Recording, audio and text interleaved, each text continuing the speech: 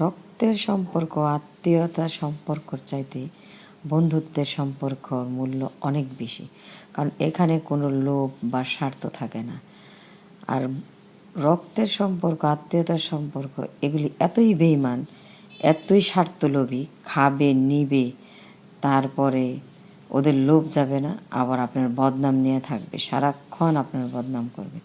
খেয়ে নিয়ে যদি শান্তি থাকতো, তারপর আপনি মনকে বুঝ দিতে পারতেন যে নিচে খাইছে তার থাকে, আমার দিল না কে, আমার দিল না কে, আমার এটা করলো না কে, আমার ওইটা করলো না কে। আরে বেটা, যে দিছে সে কি খালি দিবই? যারা না দিছে তাগো থেকে নেই।